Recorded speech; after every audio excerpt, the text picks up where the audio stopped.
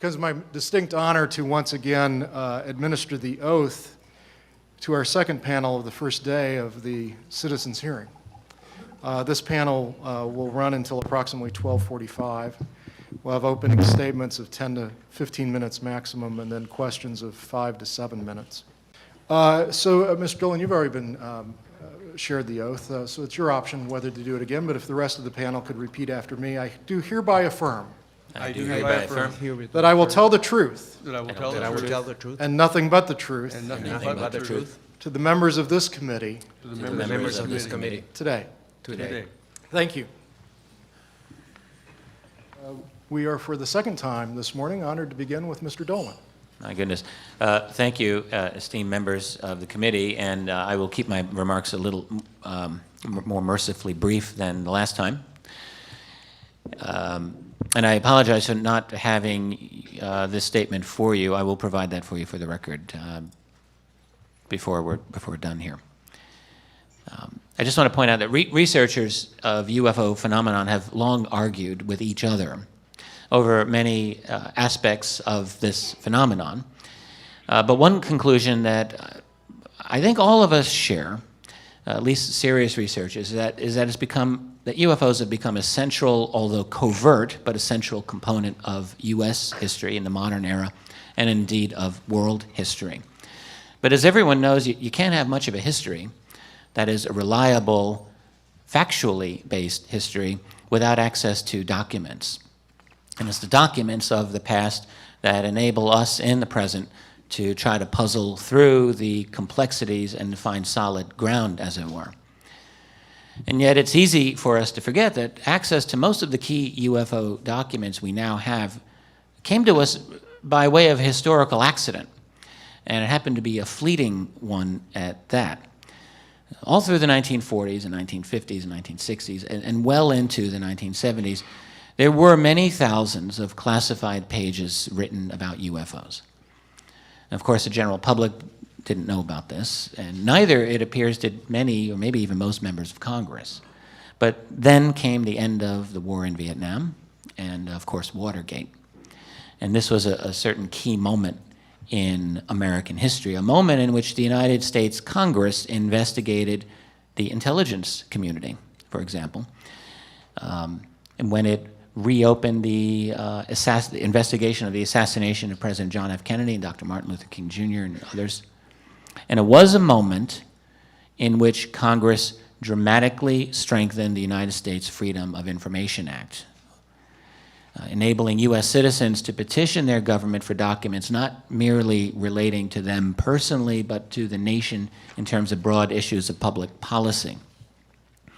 Well, little did members of Congress realize that of all subsequent Freedom of Information Act requests, the most popular category would be related to UFOs. And indeed, during the late 1970s, over 10,000 pages of documents relating to UFOs were released.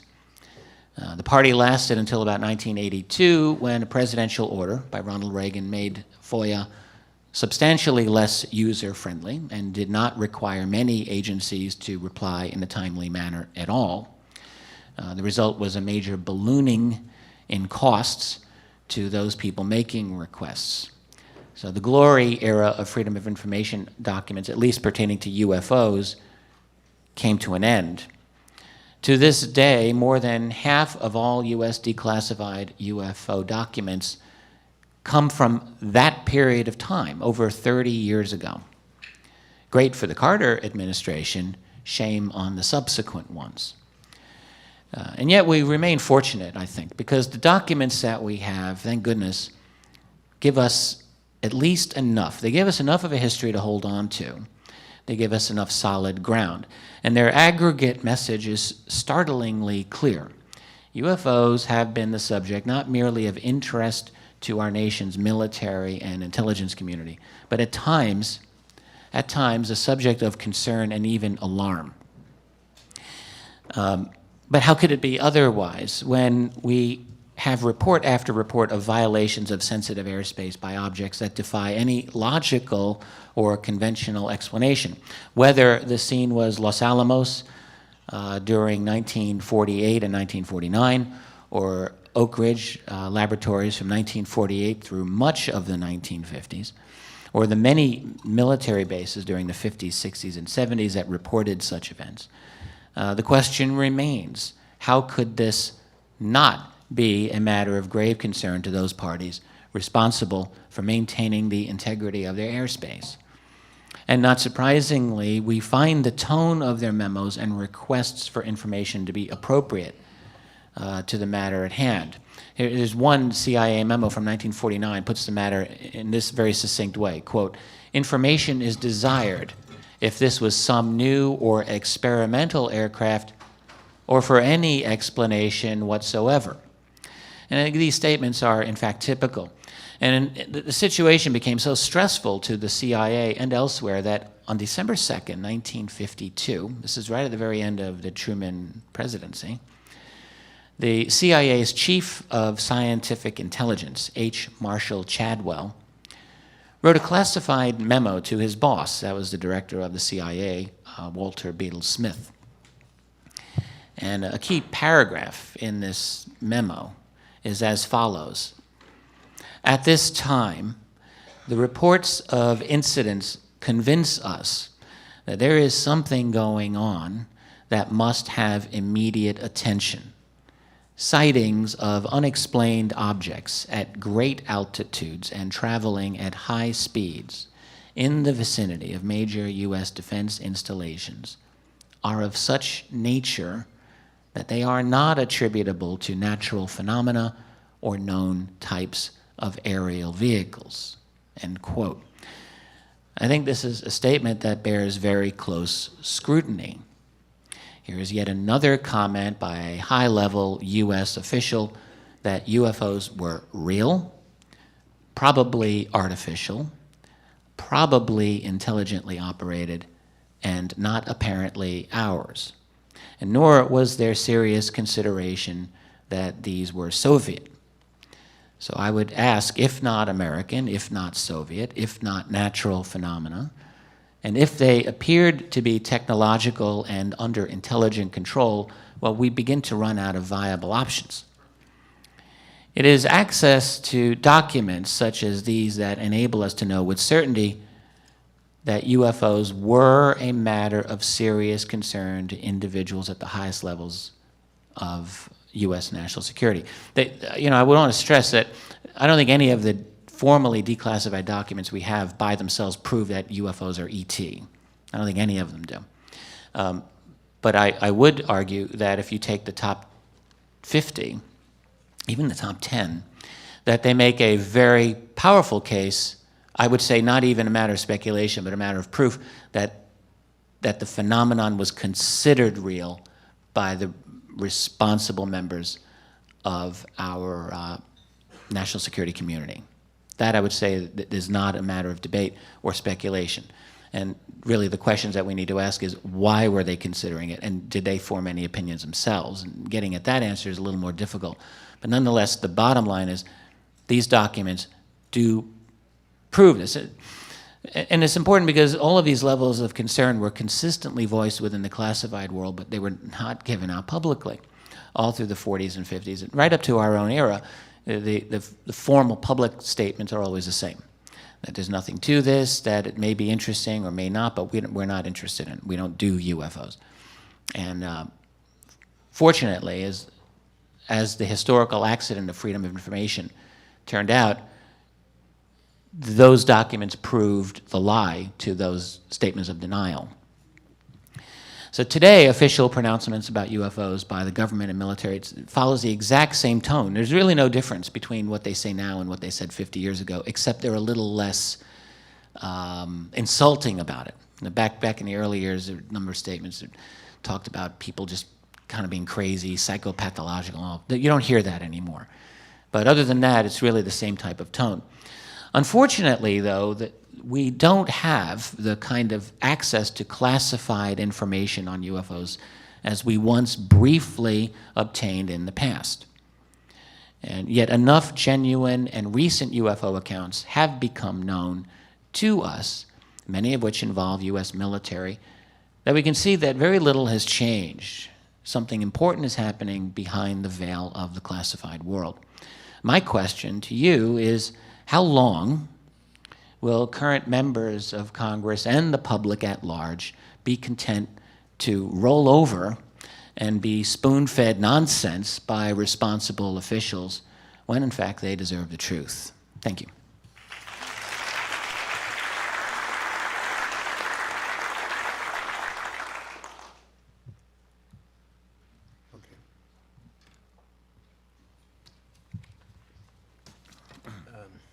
Good afternoon or good morning, distinguished members and panelists of the citizen hearing on unidentified flying objects, UFOs.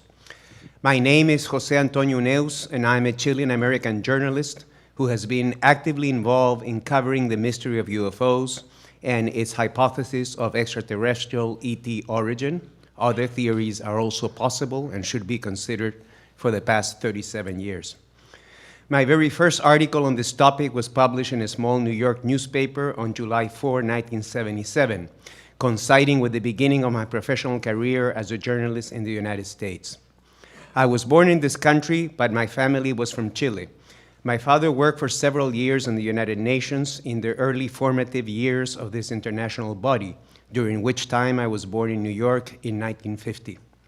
After graduating from high school in Santiago in 1969, I went to Europe and took a semester on French language and civilization at the Sorbonne University in Paris, and later studied journalism at the University of Chile in Santiago.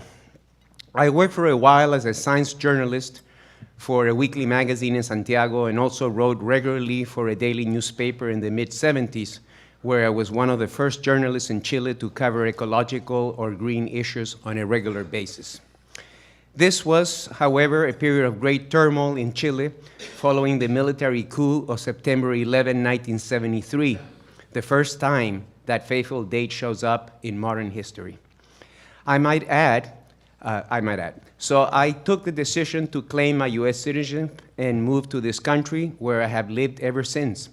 First in the Washington, D.C. area, then New York for some 25 years, back to the Beltway, where I lived in Northern Virginia for about 3 years, and now the Phoenix, Arizona area, where I moved in 2009, after I was hired to work as a full-time paid journalist and editor of Open Minds magazine, and also a writer for our website, openminds.tv, and other production and research activities in ufology for the company Open Minds Production.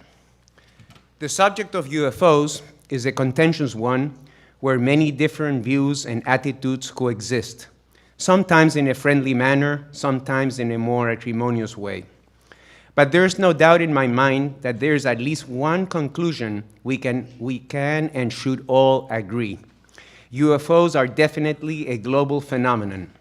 They're sighted visually, on film, and on radar, reported, investigated sometimes officially, sometimes by private organizations, and covered by both the local and international media all over the world. It doesn't really matter what is the culture, language, religion, ethnic origin, and level of development and technological capabilities of a country. UFOs have been reported everywhere, from Alaska to Chile and Argentina in the Americas, all over Europe, Asia, the Middle East, Africa, Australia, and the oceans. There are well-documented cases in many parts of the world, including Brazil, France, Iran, Russia, Zimbabwe, New Zealand, and many other countries. Regardless of what turns out to be the final origin of this mystery, it has a great potential of unifying the different and often divided parts of our world. The reason is simple. No matter how big our ideological, religious, or cultural differences are, we would all tend to unite in the face of an unknown, possibly extraterrestrial presence. It is for this reason that some efforts have been made over the years to bring the subject to the attention of the United Nations organization. This international body, despite its flaws, is the only organization that truly represents all the nations of the world. And so it seems to be the logical place where this issue could be dealt with in a global, formal, and legal manner. I will outline briefly the history of UFOs at the United Nations, a subject that I know very well firsthand, since I personally attended as a journalist the famous historical UFO hearing before the UN Special Political Committee on November 27, 1978. This was the result of a 2-year lobbying effort by Sir Eric Gairy, the Prime Minister of Grenada, a small Caribbean island which had gained independence from Great Britain in 1978. I'm submitting for the record a long article detailing the history of UFOs at the UN, which I published in the 3rd issue of Open Minds magazine in 2010. Grenada's UFO proposal was first raised officially by Prime Minister Gairy and Grenada's UN Ambassador Wellington Friday at a meeting of the UN General Assembly Special Political Committee on November 28, 1977. Grenada proposed the, quote, establishment of an agency or a department of the United Nations for undertaking, coordinating, and disseminating the results of research into unidentified flying objects, UFOs, and related phenomena. Grenada made further statements on November 30 and December 6, 1977. In an earlier speech in October, Prime Minister Gairy disclosed his own sighting, quote, I have myself seen an unidentified flying object, and I have been totally overwhelmed by what I have seen. As a result of all this effort, on December 13, 1977, the General Assembly adopted Decision 32/424, which acknowledged the draft resolution submitted by Grenada. Secretary General Kurt Waldheim duly forwarded Decision 32/424 to the member states by a note verbal on March 13, 1978. However, only 3 governments responded: India, Luxembourg, and Seychelles, and only 2 specialized agencies, International Civil Aviation Organization and UNESCO, replied with a flat, no comments to offer. Undeterred, Grenada launched a new offensive in 1978 with the help of one of the original NASA astronauts, Gordon Cooper, among others. A group of recognized experts was assembled by Gairy to testify at a hearing before the Special Political Committee on November 27, 1978, which became the high point of the Grenada Initiative. Besides Sir Eric Gairy and Ambassador Friday, who was now Grenada's Minister of Education, the hearing included testimony by astronomer Dr. J. Allen Hynek, the former scientific consultant for the U.S. Air Force Project Blue Book, who went on to found the Center for UFO Studies, CUFOS.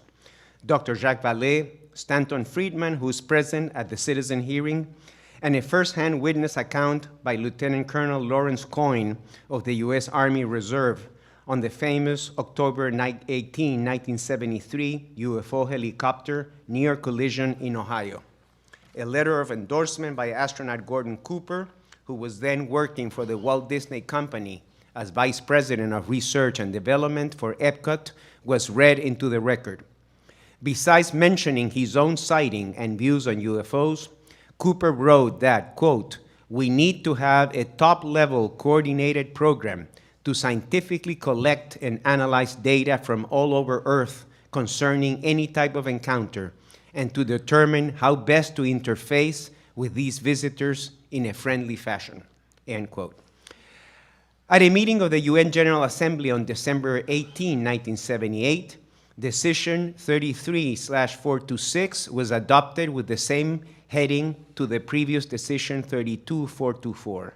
Establishment of an agency or a department of the United Nations for undertaking, coordinating, and disseminating the results of research into unidentified flying objects and related phenomena, end quote.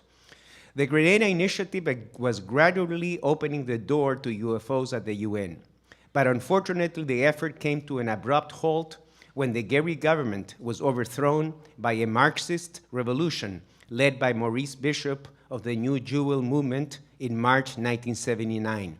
Ironically, Gairy was in New York to meet with Kurt Waldheim regarding Decision 33/426 when the coup took place. Some minor efforts to rekindle the UFO initiative at the United Nations were attempted by civilian investigators since the Grenada coup of 1979, but with no success whatsoever, because only a sovereign member country can bring this issue back officially to the UN, and no government has done so since the Grenada Initiative of the late 70s. The good news, however, is that we don't have to reinvent the wheel. The UN decisions 32424 and 33426 are already on the books and could be revived if there was political will. In closing these opening remarks, I want to make a few important points. While it's true that the majority of UFO sightings have mundane explanations, a fact recognized by most competent investigators and scientists, if you really study with an open mind the extensive data bank of UFO cases collected worldwide during the last 6 decades, you will find a small percentage of truly puzzling incidents that defy any conventional explanation. The prevailing view among most researchers and the media is that these cases have an ET origin, but this is not the only explanation. Other theories, including interdimensional or multiple universes, have also been advanced. Even time travel has been proposed. In other words, UFOs would be our own devices from the future coming back in time for unknown reasons. I realize all this sounds like science fiction, but think for a minute. Didn't you see people talking to each other at huge distances while viewing themselves on a screen in lots of sci-fi movies from the 50s and 60s? Well, this happens now every day through Skype and the internet. Similar examples can be multiplied ad infinitum. What is important is to look at all the data without any preconceived ideas or beliefs. The late Dr. Hynek used to say that UFOs were likely signaling the next scientific revolution.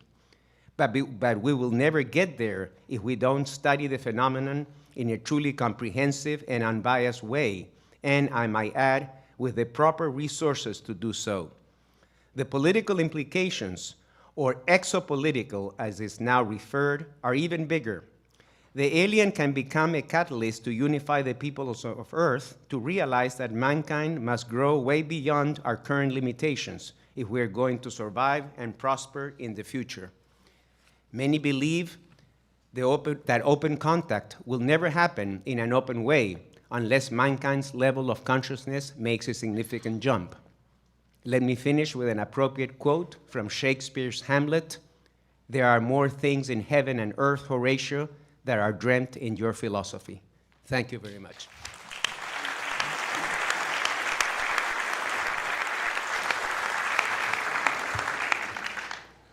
Good morning. Good morning, Congresswomen and Congressman and Senator Gravel. My name is Dan Sheehan. I am General Counsel for the committee.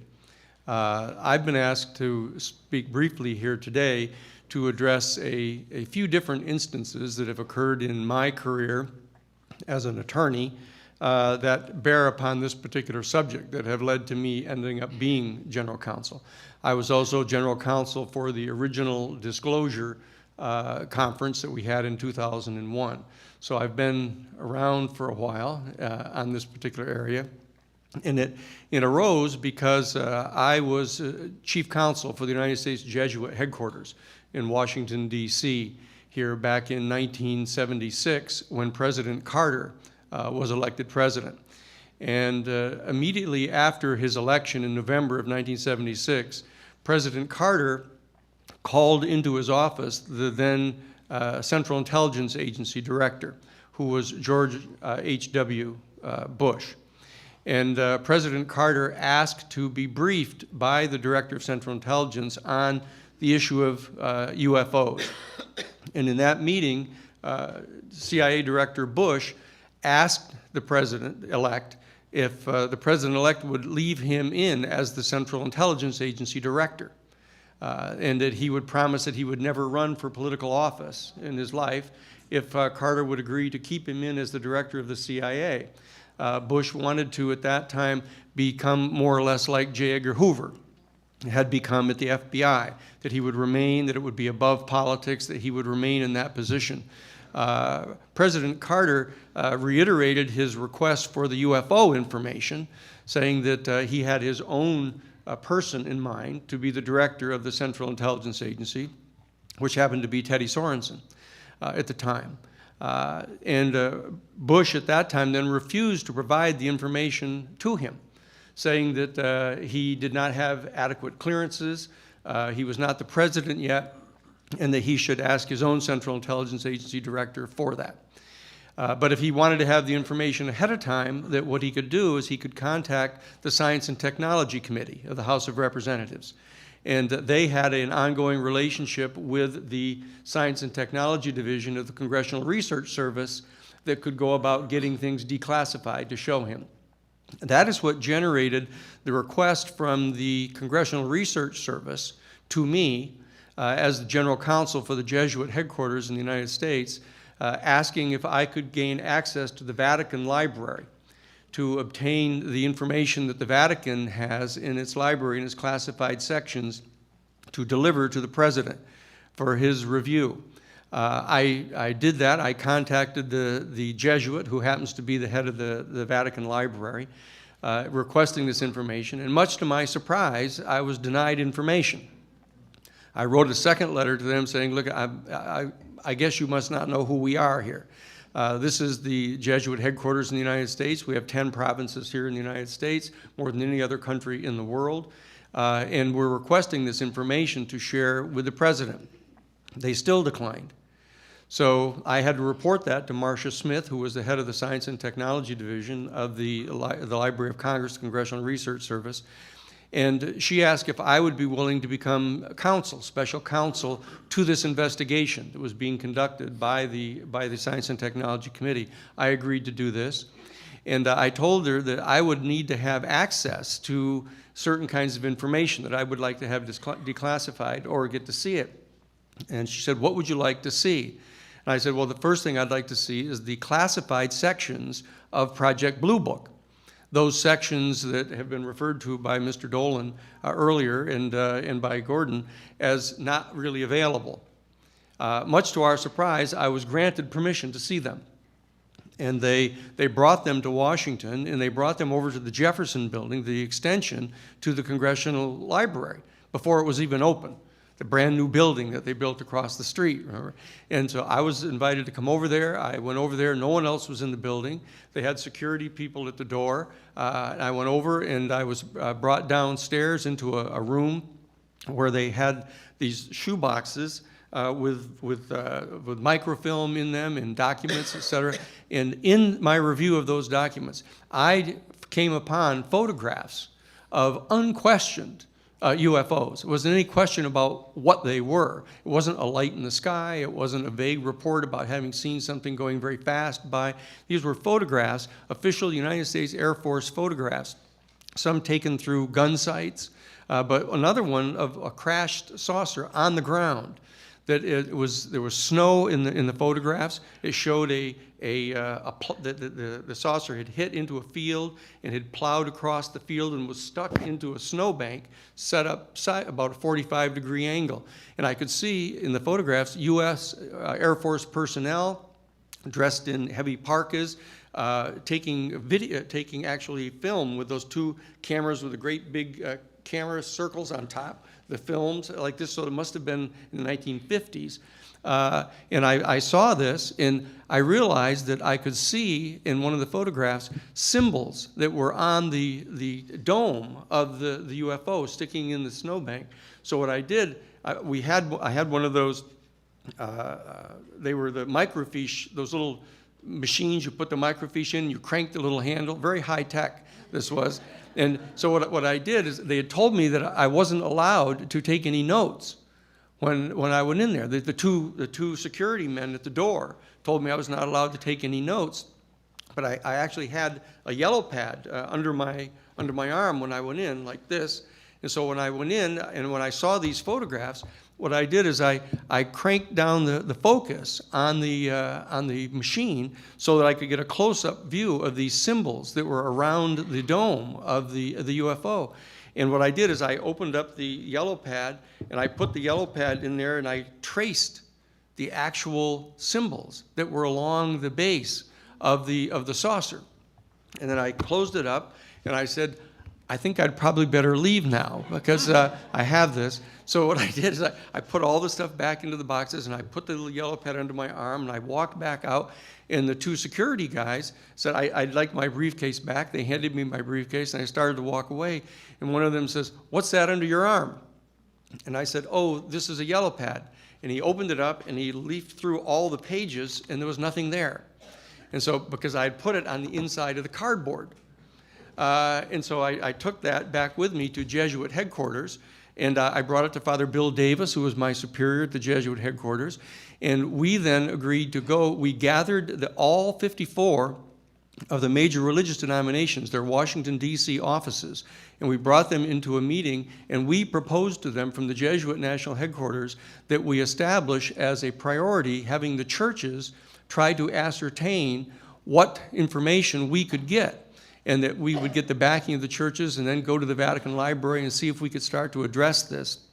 Now, that is what we did. And Father Bill Davis, when I asked him this, he got puzzled, and he reached down and he pulled open the drawer out of his desk at the Jesuit headquarters, right over by DuPont Circle, 1717 Mass Ave is where we were. And he opened up the drawer, and he pulled out a photograph. And he said, "This is a photograph that I got from my sister. Her husband is in the tower in the Seattle Washington airport. He's a flight controller, and his best friend is a commercial pilot, and he took this photograph out of his window of the commercial airline, and he handed me the photograph of this." So we showed this to the people at the Washington Interreligious Staff Council that we organized, asking them if they would make this a priority. And they said, "Are there any other subjects you'd like to discuss?" Instead of that, that they didn't want to address that at that time.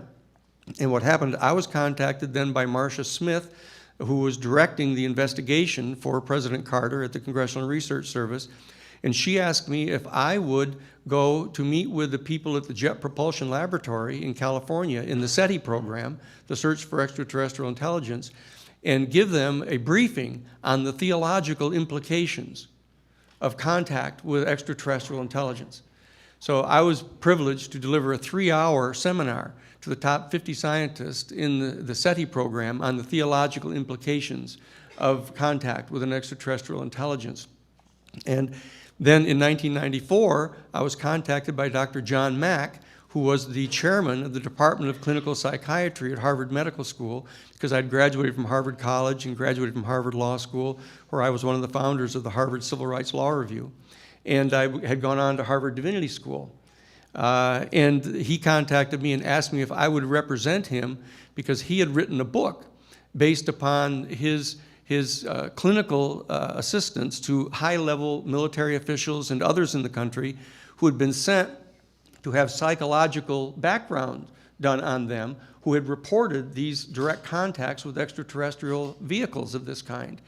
And when I met with him, he had written this book, and the faculty committee at Harvard University had called him into a session with the legal counsel from Harvard University and the head of the dean of the medical school, getting ready to challenge his tenure for his having written this book, that it was undermining the worldview of Harvard University. And so we met with Lawrence Rockefeller, and Lawrence Rockefeller agreed to fund what would really amount to a grand rounds to present to the Harvard faculty all of the basic information that we had on the existence of UFOs. And they then dropped the hearings and said they didn't want to have this hearings turned into a circus. Now, those were my initial contacts with them, and so I have delivered a number of presentations to the International UFO Congress over the years on the theological implications of contact with an extraterrestrial civilization. And as you may know, the Vatican has now started to issue press statements. They actually held a major press conference talking about the fact that in light of the more recent discoveries of the increasing number of planets that they now realize have suns and atmosphere and are in what they call the Goldilocks zone. They're close enough to their planet, their sun in their solar systems, but not so far away that they're likely to have potential life on them. And as these planets began to multiply, the Vatican has now held an official press conference announcing that they, in fact, have now taken the position that the discovery of extraterrestrial intelligence in a highly technologically developed intelligence is not inconsistent with Catholic theology.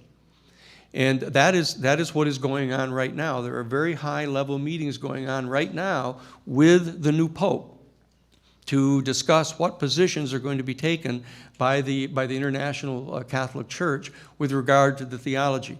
My understanding is, as former chief counsel for the Jesuits, that the fact is that the Catholic Church does not want to be behind the power curve on this issue. And they realize that with the increasing contact and discovery of these additional planets, that it's going to become clear within our generation, within our lifetimes, that in fact highly technologically developed extraterrestrial intelligence actually exists.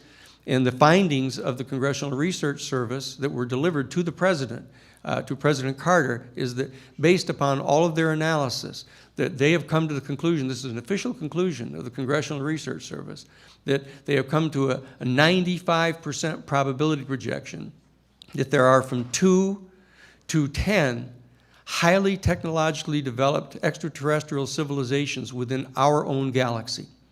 Now, and remember, in closing, in our galaxy, the Milky Way galaxy, there are 50 billion star systems in our galaxy. And there are 50 billion trillion galaxies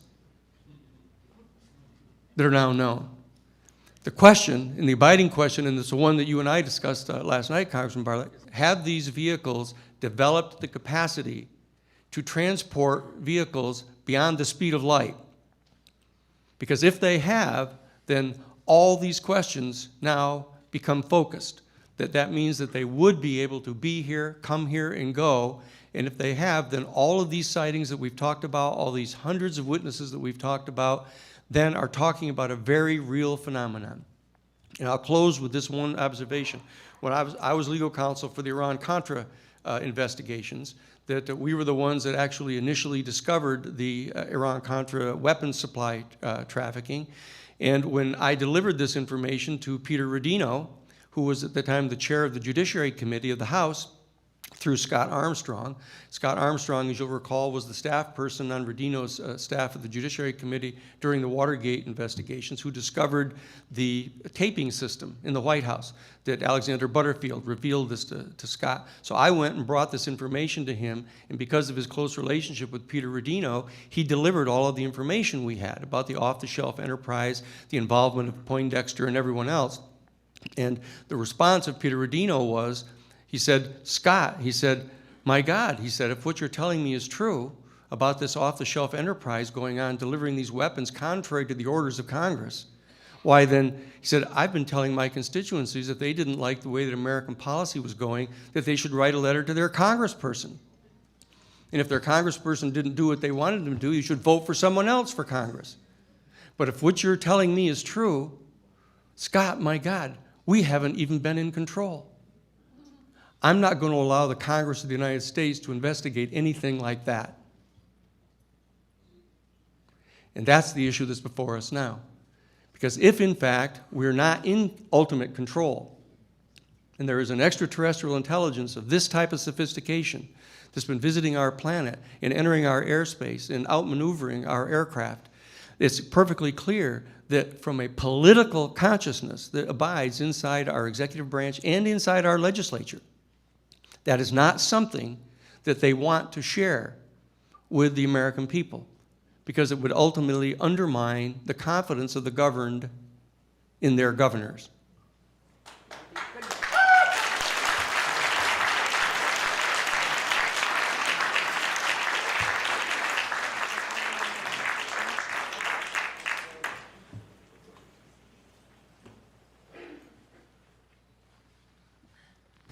My name is Lieutenant Colonel Richard French. I am one of the writers of the original Air Force Blue Book. I was a student at Oregon State starting in 1947, and in my junior year I was asked what specialty I wanted to be assigned when I graduated. An advisor told me about the Office of Special Investigations, It sounded like an exciting and glamorous job, so I volunteered. Brigadier General Carroll, a former FBI director of the Washington District, was commissioned as an Air Force general and assumed command of the OSI. The OSI, of course, was also given the added responsibility of investigating the phenomenon of unidentified flying objects. The OSI assignment required that I have final top secret clearance granted before I could even report for duty. That caused a delay in my reporting because I, in fact, am adopted and all of my medical and birth records and all that are sealed. After a year, they straightened out that mess, and I reported to DO-20 at McCord Air Force Base, Washington. There, my training officer was a special agent named John Drejos. Under his supervision, I began investigating UFO reports and recording the incidents in the Air Force's Blue Book. The most controversial UFO incident that occurred in my early training and deserves special mention because of its unique factor. An F-100D pilot they launch the Ds, they launch them normally just in twos rather than fours like tactical fighters. Anyway, he pulled up on this UFO and it was approximately 30 yards directly behind the thing. The F-86 carries a total of 36, 2.5 inch, or 2.5, let me get this straight. Carries 36 of those 2.5 inch rockets, and they're carried in a pod that drops. And it drops and it automatically fires when it comes down. Well, he got the clearance to fire, which kind of surprised everybody, but he blew that UFO out of the sky. But the problem is that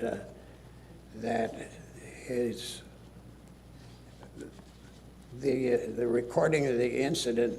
Well, let me get this exactly right. The UFO intercept violated the prohibited zone at Hanford's Atomic Energy Facility. He was a wingman and pulled up straight ahead and was given a clearance to fire. When the weapon fired, the pod dropped, but his airplane exploded. They drugged the the Columbia River in a 60-mile area, and they never found a piece or a part or anything even pertaining to it.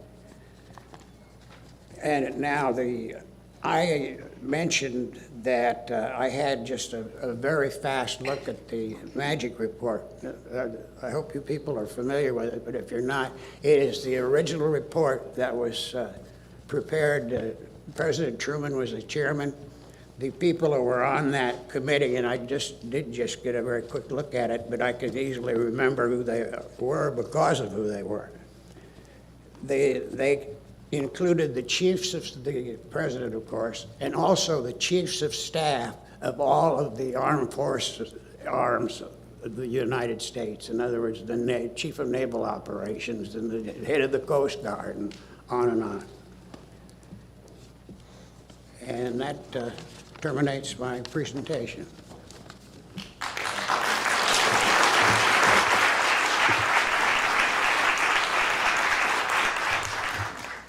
We have about 10 minutes for each member of the six of you, and that'll take us to 12:50. And I've been asked by both the chair and the co-chair to give time reminders as we're approaching that 10-minute limit for each of you. So I'll do that as gently as possible. My understanding is that there will be time cue cards visible to the panelists here and to the members back here. So we will watch those and time ourselves. I remember a number of years ago, I was traveling in a car and had my car radio on, and there were two news accounts. One was that there were some UFO sightings over New Mexico. And the other was that there had been two mysterious deaths in New York City that might have been psittacosis. And if it was psittacosis, it might have come from dried pigeon manure. So there's a serious suggestion that maybe we ought to kill all the pigeons in New York. Well, I listened to those two newscasts, and I thought, gee, if these flying saucers are extraterrestrial, I think I'd wander around a bit up there and watch for a while yet before I landed. As I said when we started this, it is really enormously arrogant and presumptuous to believe that we're the most advanced civilization in the universe. We still fight stupid wars and kill each other. There just has to be a better way, doesn't there? Oh, indeed.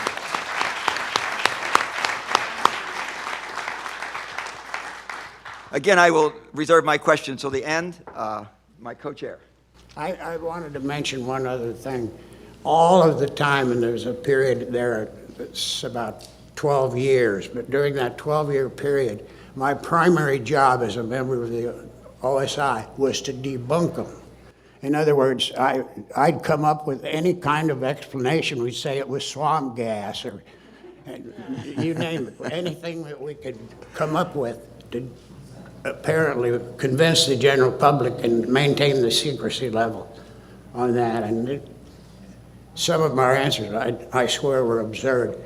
But the swamp gas, for instance, at that time, there was an average of about 3 a week UFOs that descended into the Gulf Breeze, Florida area, if you know where that is. It's just where the Panhandle is in Florida. Anyway, I went down there and we observed them just regularly, just sit there every evening with a cocktail, and then they'd come. But what was it?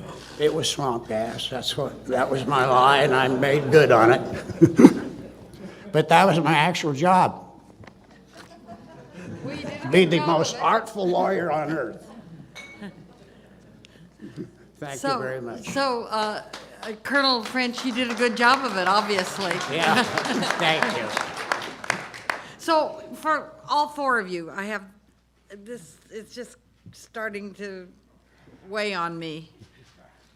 If transparency would reveal that we really aren't in control, that there are actually as intelligent or more than likely more intelligent life form than humans, and that in so knowing and admitting would be dangerous. How do we, that's a closed circle, folks. So what do you recommend, how do you recommend we handle this? Let's start with the colonel who won't tell us it's a gas form. Well, I see no other way to attack it than to come up with some kind of international organization, something along the line of what we already have in hand, or some similar governmental way, and then putting those people, you know, because when you think about it, this confronts religion directly and very firmly. Yeah. And we do need some type of organization, something that can hold us, if need be, to contact these people from another universe. That when they come, like, you know, it's a lot better if you say, "Hi, buddy," not try and shoot their tail end off. So, reclaiming my time to go on to you, I would say that, Daniel. But let me add a piece to this now. Then how will the United States, for one, give up our rights as our national security rights if we went on to cooperate with the United Nations on this? Yes. So. This is a worldview issue. That one of the things that I discovered after a number of years in practice, that the reason I ended up going back to Harvard Divinity School to study after spending a number of years out practicing law, was that this is a worldview issue.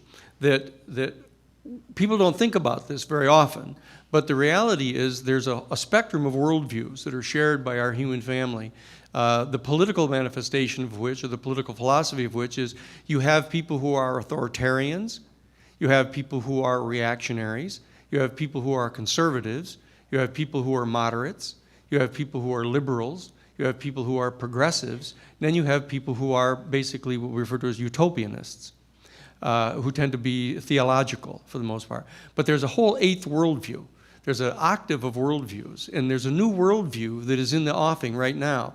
And that is the worldview that is going to have to be addressed by our human family once we come to acknowledge that there are, in fact, there's a super sophisticated, highly intelligent extraterrestrial civilization, and that there may be more than one of these Okay, species. Okay, I'm going to reclaim my time Yes. because I wanted to know how to break through this. Yeah. It's a new worldview. We have to construct a new worldview. Okay, you're suggesting that we're gonna take on a new worldview. If that's what it takes to happen, we're a long way from that. Tony, Mr. Huneos. Well, you know, every so often things happen in the history of the world that change, that lead to a complete change. And that was the case when America was discovered, and it was called the New World, even though it was part of the same world. But at that time, you know, it completely changed the paradigm of the late medieval period.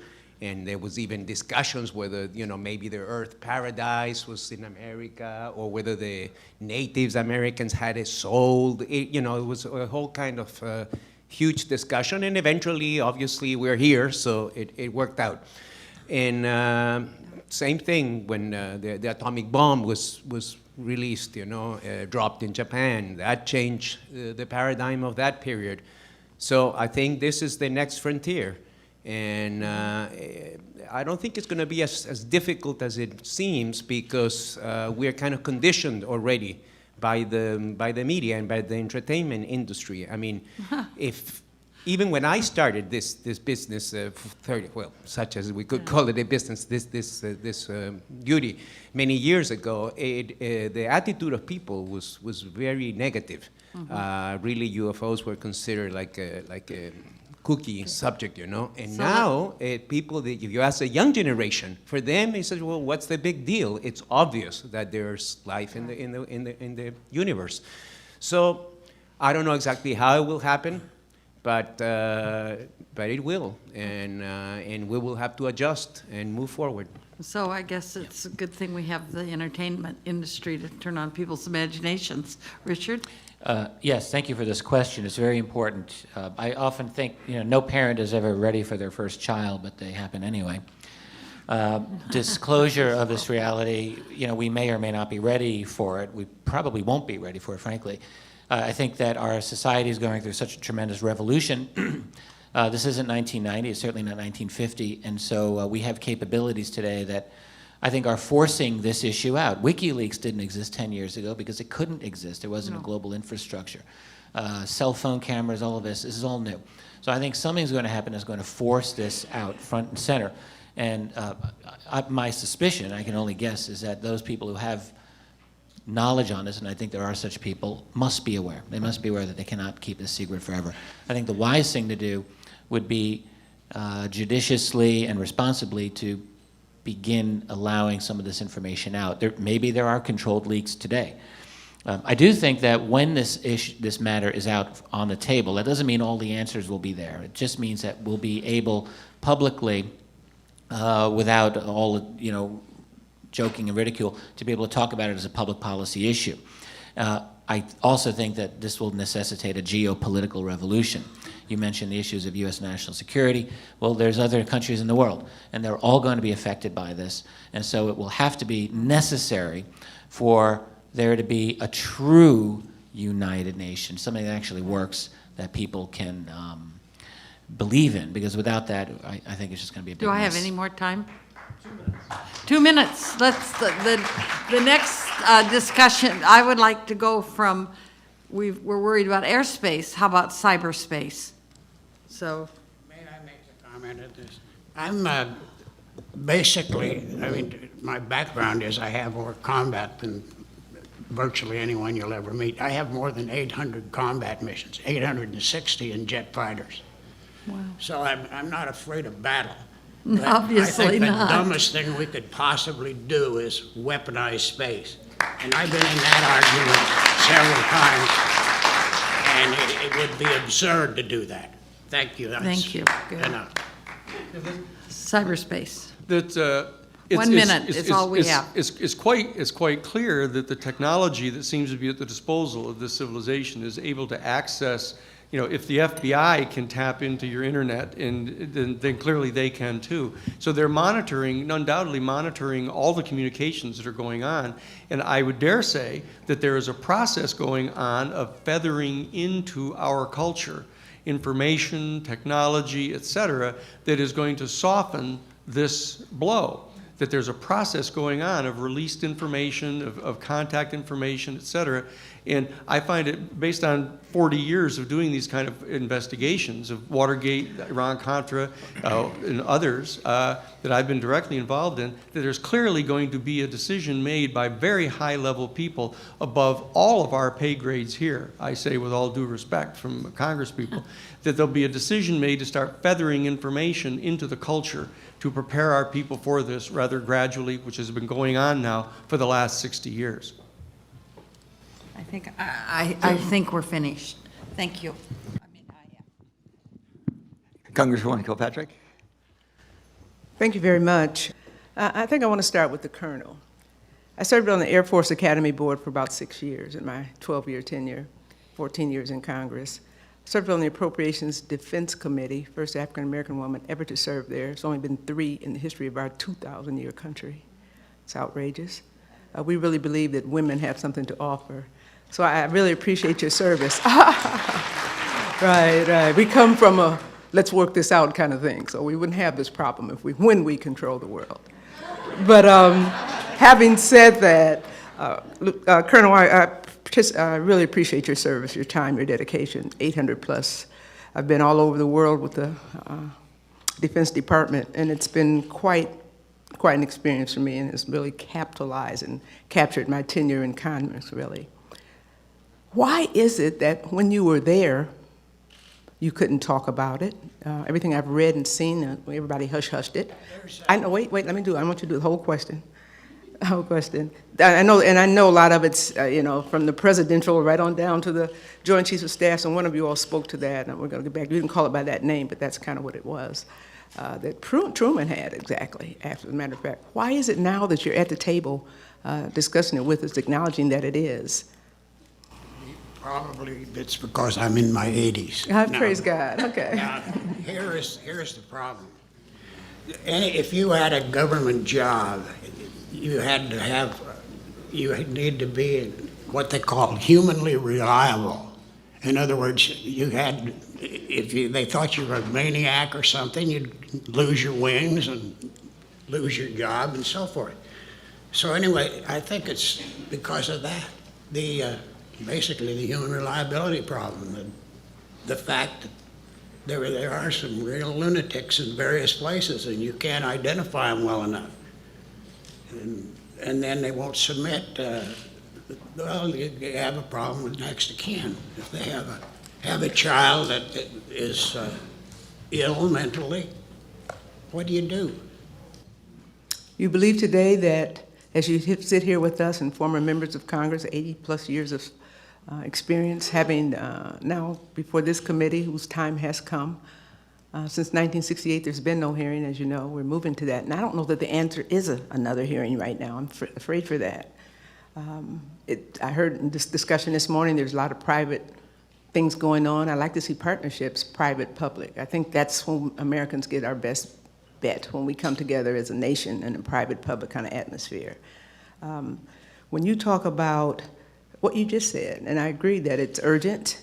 I think somebody at the table mentioned coming together and acknowledging it, which we haven't done as this country. Other countries are beginning to do that, and some were mentioned this morning. Do you think the Air Force will ever come to that point? And is it a domestic, or international partnership that we need? How would you begin it? You come with the credibility. It's necessary, and I don't think we got much choice. Something's got to be done. Right. And you all have to help us formulate that, too. I agree with that. Thank you very much for your service. Mr. Sheehan, you talked about which is worse. That's how you ended that dynamic presentation that you had. Which is worse? Do we try to put this together and save ourselves with the world? or do we continue to put our heads in the sand that it doesn't exist and you know that it does? I'm at a loss. You all are giving us good information, and I think those in the audience want us to come up with some kind of recommendations. And I can't have it both ways. You got to be solid. It's a very difficult issue because of the job assignments. When a person is a congressional representative, for example, and has the duty of representing her or his congressional district in the interests that are there, it's a job. And as you know, a significant number of the congresspeople are lawyers. They view themselves as representing a certain client base. And the problem is that if we represent a nation state, and we insist upon maintaining the special privilege of our citizens, the special access we have to resources in the world, et cetera, even to the detriment of other nation states, we're still at a level of consciousness that is very dangerous. Stop. Talking too much. Yeah. Break it down for me. You Okay. got to give me 2-3 points. I mean, we don't have a lot of time. And I love everything you said. Yeah. But don't give it to me back again. We got to have something to hold on to. When We're going to have to yield some of our national sovereignty to a global body like the United Nations. Okay, right there. We're not doing that. I mean, we got No. leadership presidents now who don't even acknowledge that it exists. So we're not going to yield anything. Yeah. It's got to be approached to it. Maybe we do it better because we're former elected officials, public policy makers. Can't say it like that because the wall goes up and you don't get past it. Yeah. It's got to be a better way to say that and begin to do some of what you suggest. And it'll come probably through religious communities, that the altering of consciousness with regard to an angelic realm, an other dimension of reality, that's where most people categorize these types of discussions. Okay, that are and theological. that's where you worked with the Jesuit Yes. Coordination Coalition. I That's think right. that's a good start. That's I think right. you can't leave out private industry. I think you can't leave out the universities. I mean, it's got to be a major coalition of things and institutions in our country and around the world that would come together more than one time with experts like yourselves and laymen like us and others who have interest in the issue, because it is a world phenomenon. And if we keep acting like it doesn't exist, then we all lose, the world loses. That's right. So, I think time is urgent, and I'm very new at the issue, so I'm just learning it. Even as a member of the Appropriations Armed Service Committee, we tacitly touched it, but then it goes away. Yeah. Even at the academy, where we're outstanding young men and women who dedicate their lives to this country. And they have some things that they look at, and then it's put away. It's in the Air Force Academy Exactly, book, exactly talking right. Whole about chapter. how to address UFOs. Exactly, It's exactly. there. I was going to go to the Air Force Do you feel the Academy. urgency? Yeah. Do you all feel the urgency? And I'm going to ask, I'm going to say your name wrong. Thank you very much, Mr. Sheehan. Is there urgency here, or are we just here just talking? Normally, people have put it away. I mean, officially, right, governments. But I think in a way there is, because the potential it has a very good potential. Like I said in my statement, it could really do the trick that everything else has failed. You know, what do we do in this earth? We have tremendous problems besides this issue, environmental problems, hunger, and so on. You know. And somehow we don't seem to be able to deal with them as a world society. There's just too much fighting and ideological differences and religious differences. The issue of religious is very important. Look at all the recent problems we've had internationally, you know, with certain factions of the Islamic religion and all that. In fact, I wrote an article in the magazine about UFOs in Islam. Which was quite interesting for me to research that. And like all religions, you know, again, you have many factions within a religion. I do agree with Daniel. Probably if the Pope and other religious figures, they might be the way to do it.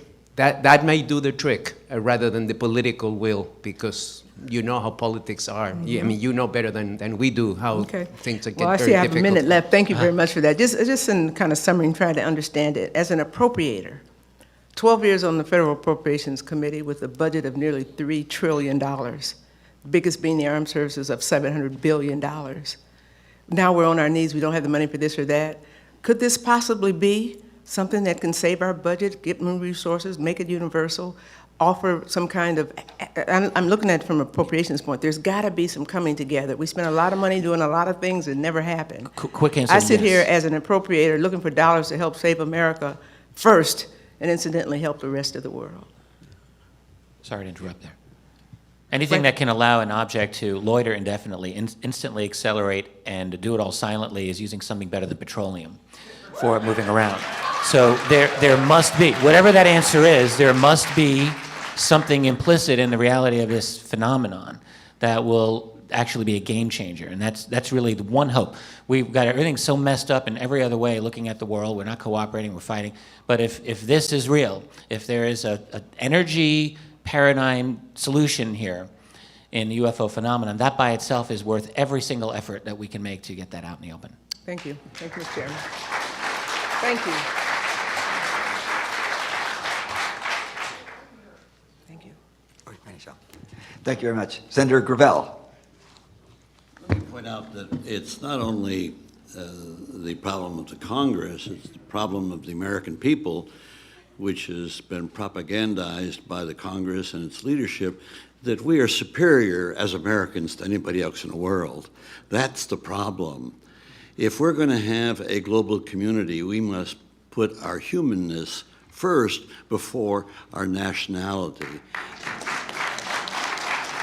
And what the testimony that I read is that you're talking about a paradigm change in global governance. Now, let me ask this as a favor to you, to us, for this immediate hearing. Would you, Antonio, get together with Daniel and the others and draft a resolution that we could decide upon at the end of the hearings on Friday to recommend the creation of a United Nations agency using the Grenada precedent and already the numbers, the resolutions that have been. So you draft that, and doesn't have to be 20 pages, it can be 1 page, maybe 2 paragraphs. You draft this so that we can get our hands around something in this regard. And then we'll have to make a decision, are we prepared as former public officials, as private citizens, to put our money where our mouth is, and that is to be globalists before we become nationalists. And that's the answer. Yes. So if you could provide us with that document, we'd be deeply in your debt as on this side of the table. And I could start that a little bit, because there's a provision in the United Nations which is called the Uniting for Peace Resolution. And Henry Kissinger told us about this in Gov 180 at Harvard College, and he said, if the world population ever finds out about this, we're all in trouble, he said. I was kind of wondering who he meant by we. And he's right. Yeah, the that's government, right. The leadership is going to be in trouble once the people wake up. That's right. But you need a device. Yeah. And right now, the device is the knowledge that you're bringing forward that we're trying to observe here. So first, would you bring that resolution as soon as you can? Surely. We'll circulate it among the members and the leadership of the Paradigm Research Group. Yeah, we can do that. To seek their accept. We'll be glad to. Now, the question I would ask, Mr. Dolan, you mentioned that the compendium of documents that you're aware of has come about through Freedom of Information Act, has come about by accident in many regards. Is there anything out there that document-wise backs up the Roswell incident? That is the crash and the humanoids. Is there any document that we could put our hands on? Yes, sir. There are a few very interesting documents. Even as early as July 1947, FBI, which was involved in investigating the so-called flying saucers very actively, had a memo indicating that the debris or whatever was recovered at Roswell was being transferred to Wright Field, Dayton, Ohio, U.S. Air Force headquarters. I think that's rather interesting. Whatever this was, if it was some kind of balloon apparatus, I think we could ask why would that be transferred to Wright Field? So that's interesting. There are a number of other documents that talk about rumors within the military, discussions of There's, Yeah, that's not good enough to. Right, no, that's because it's exactly right. hearsay. But regarding there was, back in 1994, the General Accounting Office of Congress was tasked with looking into the Roswell incident. All right, and this was on the initiative of the late Representative Stephen Schiff of New Mexico, whose constituents asked him to do this, and he did. Schiff talked about this at length, about how the Air Force and the Pentagon just stonewalled him, gave him nothing, gave him a lot of expletives as well in the process. But what the GAO's investigation was that the relevant records at Roswell from the end of 1946 into, I think, 1948, 49, were gone. All of the records that they were looking for, that they expected to find, were, surprise, not there. And there was no explanation given. These were records, according to the GAO, that should not have been ever removed. They were permanent, but they were gone.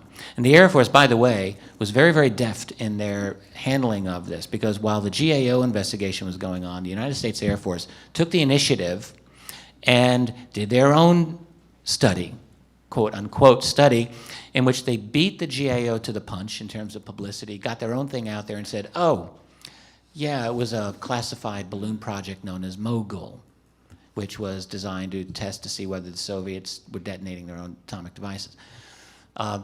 It's a big, big fat report. It looks very impressive. When you actually read it, it's a load of fluff, in my opinion. But that was their explanation. They beat the GAO to the punch, and so they won the PR war. Okay, thank you. Mr. Sheehan, would you address briefly what is the theological implication? Briefly. Yeah, it's coming to grips with the full import of the theological reality is what undergirds all of this, is that for each of us to recognize that we are incarnated in a material form, but that there are other vibrational frequencies at which there are other dimensions of reality going on at the same time. Our theology is the realm in which we deal with it. It's a category of knowledge in the human family in which we deal with other dimensions of reality. What happens after death? How did we get here? What are we doing here? What's our ultimate purpose? These are things that are raised by the UFO issue. And that's why I reiterate that it's theology, it's in the realm of theology that we have to come to address this. And when we do, what we're going to discover is that we're going to draw down into our culture a lot of those same realities that, for example, the Native American culture and some of the Aboriginal cultures understand, that they are in a dynamic relationship with other dimensions, other vibrational frequencies. And that our culture has closed itself off from that from the time of the Enlightenment in trying to define ourselves as separated, individuated, intellectual beings, and that we're not in a harmonious, in balanced relationship with the rest of reality. The consequences, of course, are falling upon us now because of the global climate change that we're experiencing, the contamination of our environment by ourselves. And this is the crisis, I think one of the crises that's going to confront us. And that my sense is that we're going to become much more, if we probe into the theology of all of this, we're going to come to have a much more profound appreciation for the Native American culture and the theology of the Native American culture and the faculty of intuitional perception that our human family has, which is a faculty that's evolving teleologically in our culture. And this is what Teilhard de Chardin has dealt with it within the Jesuits. It's the cutting edge of modern theology, and the insights that we've gained now through quantum physics since 1923 to 1926, we have to integrate into our scientific worldview the insights of quantum physics. And we have to begin to readjust our basic worldview, as I pointed out before, to evolve a new worldview that integrates these capabilities. Thank you very much. I yield back the balance of my time.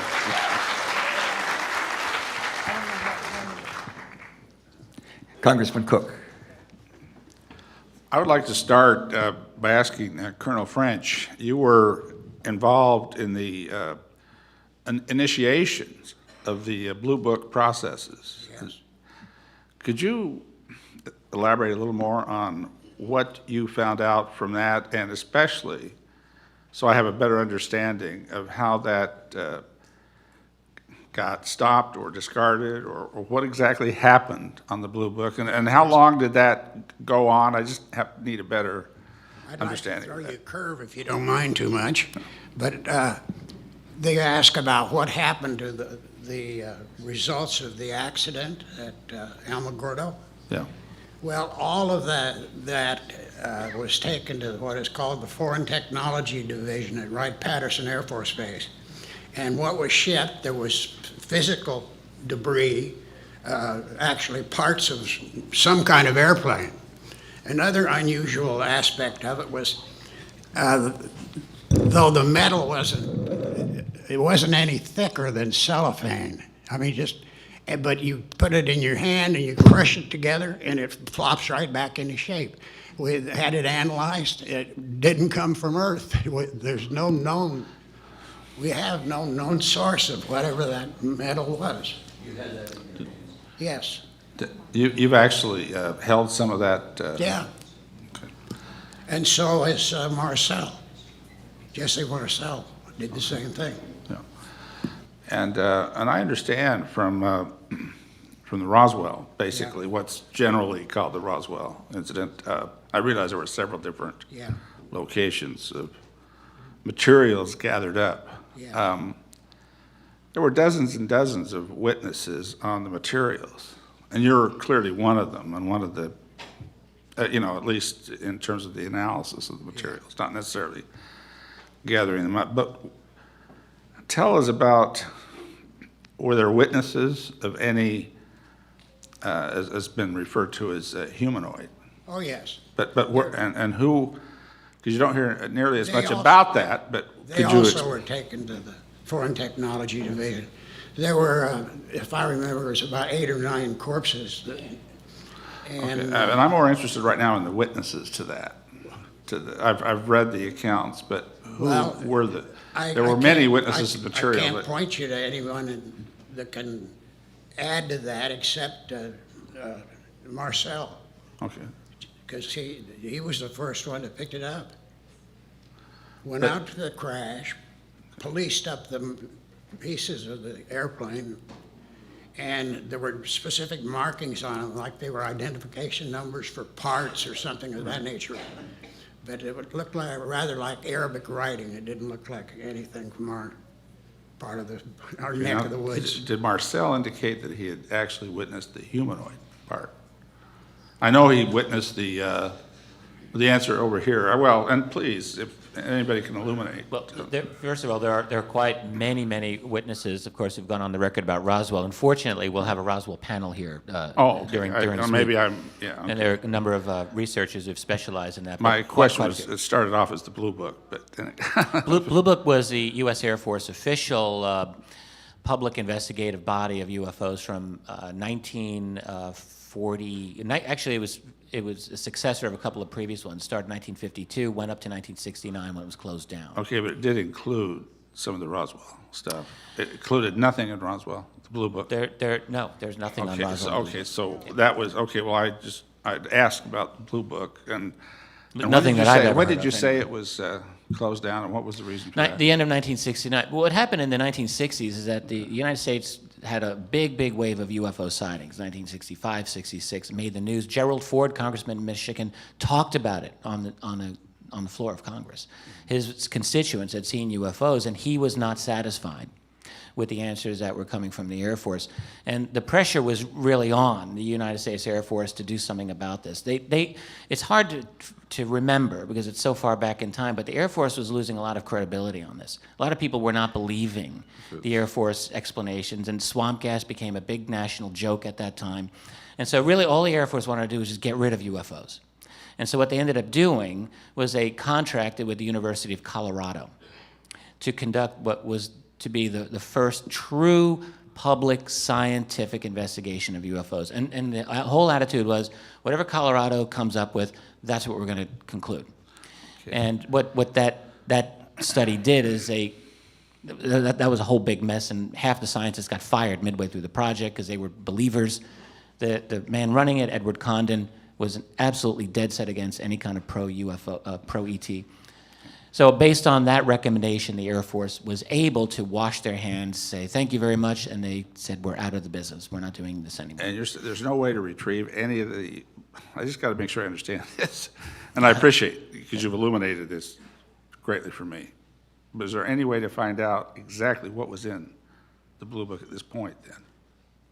I mean, I'm looking for. Yes, I mean, Well, the Blue Book files are. They're still there. They're You're available. saying they're absolutely being covered up? No, the No, Blue no, Book they're files are released. Oh, we can still read Yes. those. Okay, well, I was But the confused on problem, that issue. The problem is, Classified sections. yeah, and the problem is the Roswell stuff is not in the Blue Book files. Okay, Yeah. now I've got a better understanding of all that. and in the prior panel, Stanton Friedman referred to a memo by a General Carol Bollender in which he stated, in closing Blue Book down in 1969, that UFO reports affecting national security were not part of the Blue Book system. Okay. So Blue Book, I do remember him yeah, saying that. yeah. If I could turn to Mr. Huneeus and Mr. Sheehan. Religion has been brought up and implied in terms of this whole thing several ways. And now you're not trying to say that just because Pat Robertson has a particular view or because popes in the past have said things that clearly don't agree with what you're saying as a Jesuit, Right. that religion is somehow against the idea of extraterrestrial life? No, in fact, it's quite the contrary. That, remember, religion, religare, the Latin derivative of religare is to relink. The whole idea of relinking the intellect, intellectus, the root of intellect is intellectus, the ability to distinguish the difference between. That whole ability that we developed somewhere between Australopithecus and Homo erectus, this intellectual capacity, we alienated ourselves in a separate entity here behind our eyeballs from all of the rest of reality. Sure. That's the danger. Okay, but I'm going to kind of adjust Yeah, this a little yeah. bit. Was there an implication that it's more of the, well, let me just say this, going to Christian religions in specific, Uh-huh. you think there's some bias against the belief in extraterrestrial? Because you were talking about maybe we're going to have to accept Yeah. this from a different religious perspective or something. No, I think that within one of the features, the unique features of Catholic Christology, for example, is each of the worldviews that I'd pointed out that have political implications, there are subsets of Catholic and Christian theology in all of those. So there's a reactionary worldview that is fundamentalist, that everything is divided into good guys and bad guys, and there's Satan in angelic realms, and they've projected this satanic reality that they have onto extraterrestrials, which is very, very dangerous. Well, I would, I'm not in any way here to do missionary work for my particular Yeah. religious faith, Yeah. or certainly to speak for my religious faith. I'm a Mormon. But on a fundamental level, many Mormons believe it's consistent with doctrines of the church that there is life What's an official doctrine? outside the It's the an terrestrial official sphere. doctrine Yeah. of the Church of the Latter-day Saints. The actual belief in extraterrestrial Well, intelligence. and I wanted to make that point clear. Yeah, Again, yeah. I'm not here for that. No, to- but it's to true. preach or anything like But that. it is true. But I'm also, I think, and I think most Mormons believe as I do on that, Yes. would still say, that's still a leap to say that we've had the visitation. And there's nothing in the religious sense that would prohibit that. Right. But we need as strong an evidence as we can to help this panel open up some congressional hearings. And by the way, I'm not giving up on the United States Congress yet. Yeah, I don't no. think we have to go to the United Nations. Maybe that might be a way. But let's also try to open this up at the United States Congress Yes, level. I agree. You asked the Catholic position on all this. Well, my grandmother's a Catholic. That's all I have to do with the Catholic Church. However, it's very important, one thing that the Catholic Church has done, and believe it or not, they commissioned the building of a wide-angle lens to search the skies for inbound UFOs. It's in Tucson, Arizona, believe it or not. Okay, well, thank you.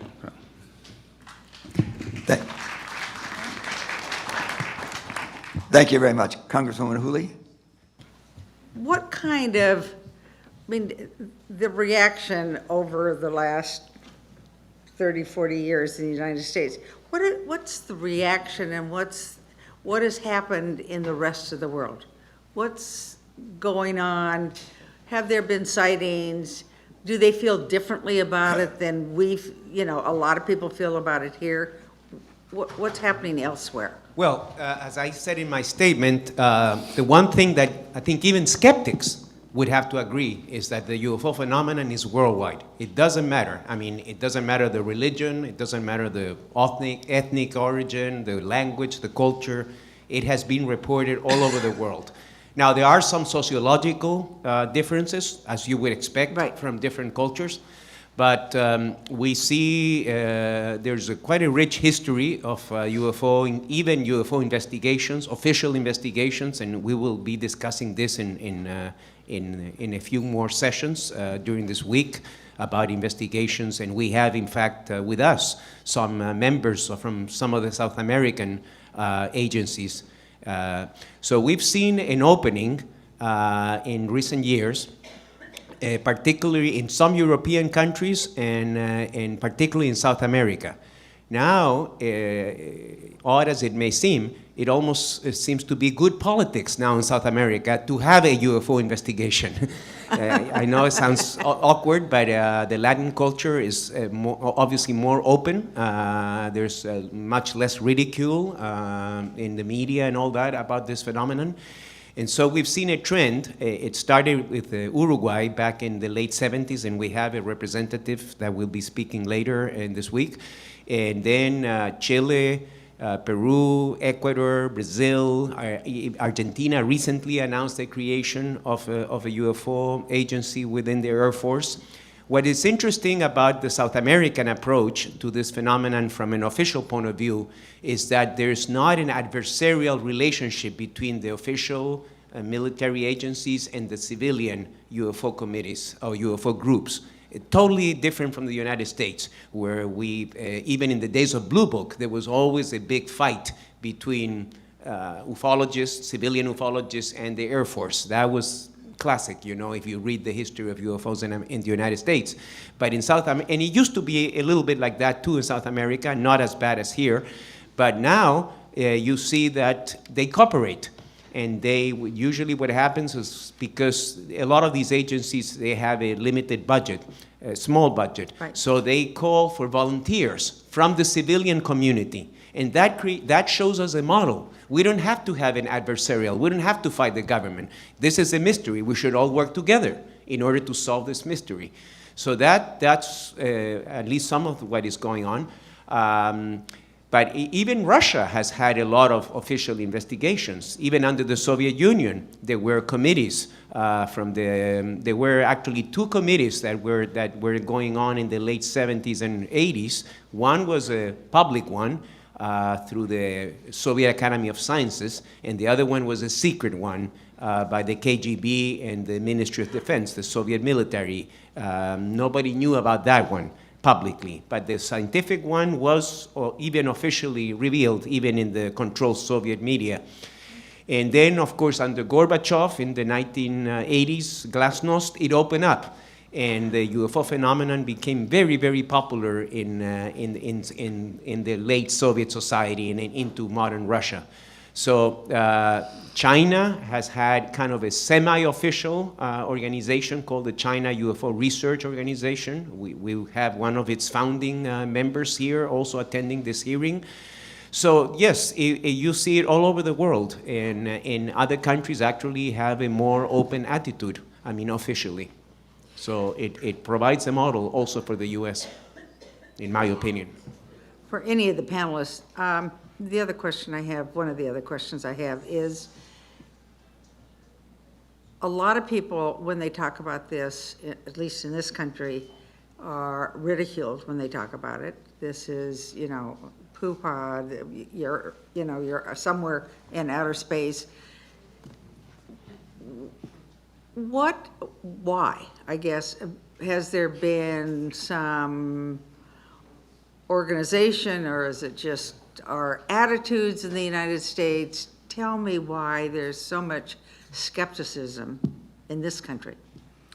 I'll try to feel that. I do find privately people are much more open about this than they are when they're in a public situation. That's one Right. thing. People discover that probably any of these researchers, and they discover, oh, you research UFOs, inevitably they will say, oh, let me tell you about what I saw last year, 5 years, 20 years ago. So those stories are out there, and people, I firmly believe there is a true hunger for knowledge on this once people realize that there's something to it. But I agree with you, in our public discourse, this is a third rail. Whether you are in major media or politics or academia, they're all really the same in this regard. I had a professor at UCLA call me a number of years ago, a department chair, said, well, I really just want to let you know I enjoy your books. I said, thank you, why are you whispering in the phone? Which literally he was whispering, and he said the typical thing that every professor would say, well, my department's kind of political and, would not go. Right, so it's always the retired ones who look for me. But personally, I believe, the tone was set back in the 50s, and in fact, the top skeptic debunker in the U.S. at that time was a Harvard astronomer by the name of Donald Menzel. Menzel wrote a number of books. He was like the pit bull guard dog maintaining orthodoxy. If some little community college professor was going to get out of line and talk about UFOs, here's Menzel, Harvard astronomer. Who's going to argue with Menzel? And he'd slap them down. Menzel, we learned years later, had a very, very close relationship with the National Security Agency. Very close. Does this prove that the NSA used him in this capacity? Who knows? But these things, this is how it looks. Back in the late 1970s, journalist Carl Bernstein had the famous Rolling Stone article in which he said there are over 400 U.S. journalists that I have identified who had a covert relationship with the Central Intelligence Agency. CIA promptly said, well, we don't do that anymore. And if you read the language carefully in their statements, especially in the 1990s, they're very lawyerly in their denials. It's very clear that there are relationships. So what I am suggesting, and I guess this is the conspiracy angle here, but I would suggest that there are proxies that work with national security elements. Look, it's an open revolving door in much of our society anyway. Most of this is out in the open, but I think that there are relationships, friendly relationships with academic and with media and political as well, where you have the herders who basically keep the underlings in line. And every now and then someone gets out of line and they have to be dealt with. So I think that that's how the culture is created, and it has a top-down effect. And most people, they don't want to be Superman. They have their jobs, they have got their family, they got their things, they can't fight the machine. So they just, they live their lives and hope that someone else takes it on. And there are documents that Mr. Dolan can tell you about, the internal documents in the Air Force and others where they consciously instruct their officers to ridicule and debunk people. It is a specific official policy inside the Air Force. The people they know positively have seen one of these things to try to destroy their credibility. Yeah. In the Robertson panel, which is a famous CIA symposium that took place in January of 1953, in fact, they used the word debunk. It's in the document itself. And as the colonel says, specifically assigned to go out and ridicule them and tell them they're ridiculous. And most people can't stand up against that kind of thing coming from authority figures. Right. The Robertson panel was the last act of the Truman administration. It was the last weekend of Harry Truman's presidency that this classified panel took place, and it was specifically related to UFOs. Very interesting little historical factoid there. And as Daniel just pointed out, its conclusion was, this is a necessary topic and we must debunk it to the American people. This is not a good thing for them to be thinking about. Thank you. And they're Thank you working with the very much. media to do that. Thank you. Thank you. Thank you very much. From where was the balloon, the mogul balloon that was supposed to have been the Roswell incident, from where was it supposedly launched? The mogul, I thought they were at White Sands, Alamogordo, that area. We have the record. Oh, I'm so sorry. From where? You know what a pieball is? It's a high-altitude balloon that they track. They launch them and then track them so they can keep track of the upper air currents. But when it was launched, when Marcel launched the thing, he would have been probably standing right in front of base ops, because that's where they send them up from. From where? Base operations. You see the fighter squadrons or bomber squadrons or whatever, they have their own particular area, but transient airplanes always launch from base operations. How close is one of those to Roswell? It's on Roswell base. So what they're saying is that the balloon was launched there and crashed there. Yes. Well, I don't know where exactly that it crashed. See, these balloons were supposed to be determining possible Soviet nuclear detonations. I'm just curious where they thought, because if it was launched somewhere else, the probability of it landing at Roswell was vanishingly small. You know, I had a course in Normally the advanced upper air statistics, and winds it's carry vanishingly small 100 to 200 probability. miles. Sir, the United States Air Force in their 1994 report said these were launched out of White Sands. And, you know, and actually they had a schedule of a number of these balloon launches that went down and were recovered. So there were several that were from the spring of 1947, and in fact they speculated that this wasn't really a slam dunk, but they indicated that that they thought that they'd identified the one launch that was in fact supposedly the Roswell crash. I'm trying to remember the date on that. You know, as has been mentioned, the curious thing about all of this is in the GAO report, there was nothing for them to look at because all of the relevant information had been destroyed. They had no idea at whose command it had been destroyed. And, you know, this is very unorthodox. It should have been there. Kind of interesting, isn't it? I was a member of the Science and Technology Committee. I think it was simply called the Science Committee then. When Schiff held this, I thought it was a hearing. Apparently it was a briefing. And it was, what, about 94 or 5. I came to the Congress in 93, and I remember his interest in that. When I was first approached about this week's activities, I was cautioned that if you do this, you could possibly be relegated to the lunatic fringe. And this may not be good for your potential activities for the rest of your political productive life. I'm 87 in 5 weeks, so I don't know how much remains anyhow. But I said, you know, I'm going to do this because I think there's a very serious constitutional issue involved here. Whether there are UFOs or not,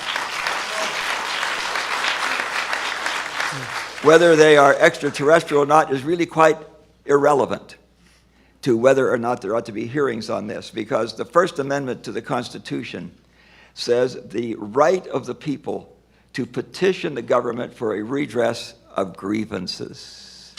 Mr. Sheehan, doesn't this fall within that? Oh, yes.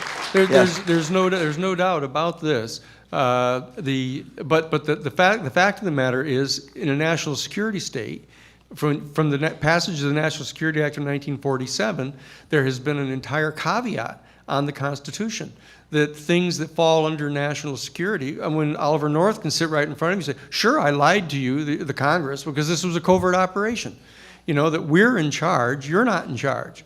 And so there's an entire national security state kind of subculture that believes that they have the right not only to hold information back from Congress, but to openly defy Congress. When you pass the Boland Amendment prohibiting them from engaging in the covert operations against Nicaragua, they go ahead and do it anyhow. The danger is a national security state, and if it arose in the context of the Cold War with the Soviet Union, we should move very aggressively at the end of the Cold War to try to disassemble some of those structures of the national security state, not try to create a new one, so that they went searching very quickly for some ultimate other that they had to find, and they ended up having, you know, Afghanistan or Iran or Iraq. It's a mindset. And it's that whole kind of retrenchment into a defensive position in the face of the ultimate other. And it's an ultimate mindset that we have to try to overcome. And as I point out, that it's a theological issue, because that is a malfunction of our intellect. And it cuts us off from our harmonious relationship, not only with the rest of the universe, but all other intelligent species in the universe. And that's what we have to address, I think. It's a worldview issue. Thank you. For 20 years in the Congress, I served on the Armed Services Committee, and I remembered Eisenhower's caution as he left office that we should be concerned about the military-industrial complex. I understand that in the original draft, it was military-industrial congressional complex. And he didn't want to be too political, so he took out the congressional. It's too bad he did that, because this really is a military-industrial congressional complex. The F-35 is built in 48 states. There are 96 senators, and I don't know how many hundred representatives to support the F-35, not because we may need it, but because it creates jobs. Yeah. And you know, too many of us cannot differentiate between jobs that consume wealth and jobs that create wealth. Yeah. It's on the front page of the Washington Post today. You look at the headlines of the Washington Post, and it says that the sequester of trying to cut back on the military budget, all the arguments are coming out now. We can't do that because of all the jobs and the employment.